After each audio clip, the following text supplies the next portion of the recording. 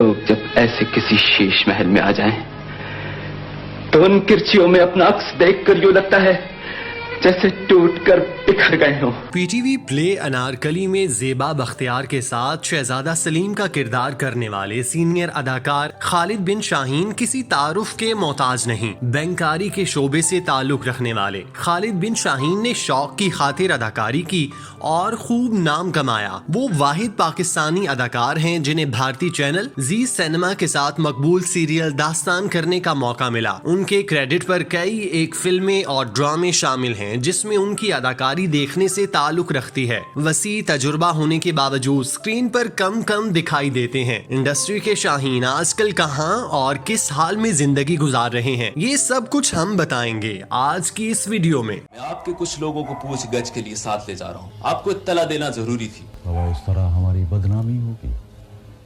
सही आपके इलाके में कत्ल हो रहे हैं, उसमें आपकी बदनामी नहीं, तो ये तो मामूली बात है।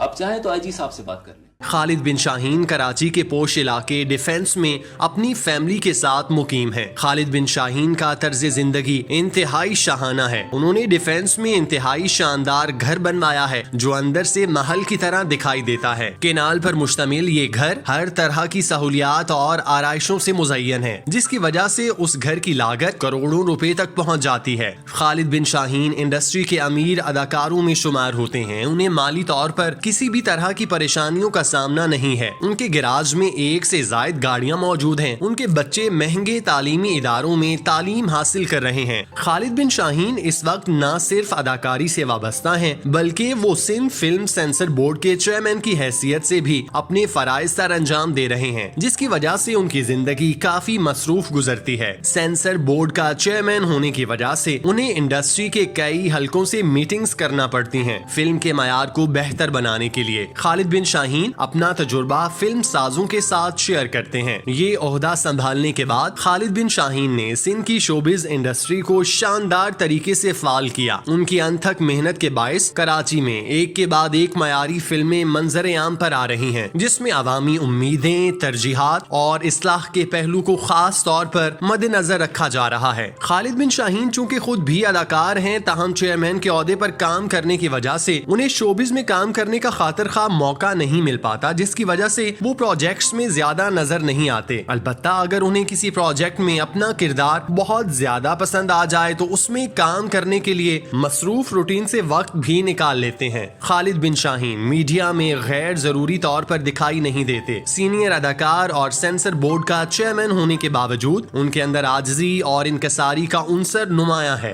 उनके तमाम सीनियर जूनियर अदाकारों के साथ अच्छे मरासिम हैं। चूँकि वो फिल्म इंडस्ट्री की बहाली के लिए कोशां हैं, इसलिए वो हर उस शख्स को अपने साथ जोड़ते हैं जो इंडस्ट्री की बेहतरी की बात करता दिखाई देता है। खालिद बिन शाहीन की नर्म मिजाजी और तबीयत की वजह से उन्हें मीडिया में भी खूब पसंद किया जाता है। डिजिटल मीडिया के साथ साथ सोशल मीडिया पर भी उनके इंटरव्यूज देखने को मिलते हैं। चैनल खा छोटा हो या बड़ा, कोई भी उनसे बात करने के लिए आए तो उसे इनकार नहीं करते। इंडस्ट्री में आज तक उनके बारे में कभी कोई मुतनाज़े या फिर मनफी बात सुनने को नहीं मिली। वो कभी किसी ब्लॉग या ग्रुप का हिस्सा नहीं बने और ना ही उन्होंने कभी किसी अदाकार, प्रोड्यूसर या फिर चैनल के खिलाफ किसी किस्म की बयानबाजी की। उन्हें चूंकि खबरों में रहने का कोई शौक नहीं, इसलिए वो इन झमेलों से खुद को दूर रखते हैं और वो अपने काम से काम रखने की पॉलिसी पर अमल पैरा हैं।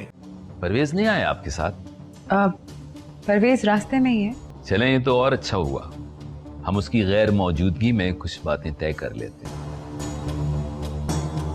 तय करें दिल की बात। खालिद बिन शाहीन ने अदाकारी के साथ साथ प्रोडक्शन में भी हाथ डाल लिए हैं। वो अब ड्रामों को प्रोड्यूस करते हैं और बाज़-औक़ात उनकी डायरेक्शन में भी अपना हिस्सा डालते हैं। वसी तजुर्बा होने की वजह से उनके प्रोड्यूस करदा ड्रामे आवाम की तवज्जो हासिल करने में कामयाब हो जाते हैं। वो अपनी फैमिली के साथ ज्यादा से ज्यादा वक्त गुजारते हैं और खूब सैर सपाटे करते हैं। उन्होंने एक ही शादी की है और खुशगवार जिंदगी गुजार रहे हैं। आमतौर पर इंडस्ट्री के खूबसूरत और माल मालदार अदाकार एक बीवी के होते हुए दूसरी शादी करने या फिर ताल्लुकात कायम करने में कोई झिझक महसूस नहीं करते। लेकिन खालिद बिन शाहीन उन अदाकारों की फहरिस्त में शामिल नहीं हुए। हर अदाकार की तरह खालिद बिन शाहीन की भी इंडस्ट्री में आने के हवाले से दिलचस्प कहानी है। खालिद बिन शाहीन एक आलम फाजिल घराने में सोने का चमच लेकर पैदा हुए। उनके वालिद अरबी के मुमताज असातिज़ा में से एक थे। उनके खानदान में से कोई भी फिल्म इंडस्ट्री का हिस्सा नहीं था, लेकिन कुदरत ने खालिद बिन शाहीन के हिस्से में अदाकारी का खाना शामिल किया। उनका बचपन दूसरे बच्चों की तरह खेल कूद और शरारतों में गुजरा, लेकिन जब वो 8वीं जमात में पहुंचे तो उन्हें अदाकारी का शौक चढ़ा, जिस पर वो टीवी स्टेशन पहुंच गए। वहां जाकर उन्होंने मौके पर मौजूद डायरेक्टर्स को कहा कि वो अदाकार बनना चाहते हैं, जिस पर डायरेक्टर्स ने उनकी तरफ देखते हुए कहा, आप तो इतने छोटे हैं कि ना आप हीरो में आते हैं और ना ही जीरो में, तो आप थोड़ा बड़े हो जाएं, फिर हम आपसे टीवी में अदाकारी करवाएंगे। ये सुनकर खालिद बिन शाहीन मायूस हो गए। जब वो घर पहुंचे तो उनके वालिद पहले से मौजूद थे। उन्हें इस बात की इतला मिल चुकी थी कि उनका बेटा टीवी स्टेशन से वापस आ रहा है। खालिद बिन शाहीन के वालिद उनकी इस हरकत पर बेहद गुस्सा हुए और उन्होंने सख्त अल्फाज में उन्हें तंबीह की, अगर पढ़ाई मुकम्मल करने से पहले मीडिया या इस तरह के कामों में घुसने की कोशिश की तो मुझसे कोई बुरा नहीं होगा। खालिद बिन शाहीन के वालिद पढ़ाई के मामले में बहुत ज्यादा सख्त थे, लिहाजा उनकी जानिब से दी जाने वाली वार्निंग खालिद ने अपने पल्लू से बांध ली और अपनी पूरी तवज्जो पढ़ाई पर मरकूज कर ली। खालिद बिन शाहीन पढ़ाई मुकम्मल करने के बाद बैंक की नौकरी करने लगे। वो अपनी काबिलियत की बिना पर देखते ही देखते असिस्टेंट वाइस प्रेसिडेंट के ओहदे तक जा पहुंचे। इस दौरान खालिद बिन शाहीन ने ड्रामों में छोटे मोटे किरदार किए, जिसने देखने वालों को खूब मुतासिर किया। उनका करियर में पहला ब्रेक थ्रू हिदायतकार इकबाल अंसारी ने दिया, जो उन्हें इंडस्ट्री में मुतारिफ करवाने वालों में थे। वो पीटीवी के मकबूल तरीन प्ले अनारकली में शहजादा सलीम के लिए चेहरे की तलाश में थे कि इसी दौरान खालिद बिन शाहीन उनसे हेलो हाय करने ऑफिस आ पहुंचे। उस वक्त इकबाल अंसारी के साथ ज़ेबा बख्तियार भी बैठी हुई थीं। इकबाल अंसारी ने खालिद और ज़ेबा को बारी बारी देखा और खालिद को अंदर बुलाकर बिठाया और स्क्रिप्ट देते हुए कहा कि वो ये पढ़े। जब खालिद बिन शाहीन ने डायलॉग्स अदा किए तो इकबाल अंसारी ने उन्हें शूटिंग के लिए बुला लिया और यूं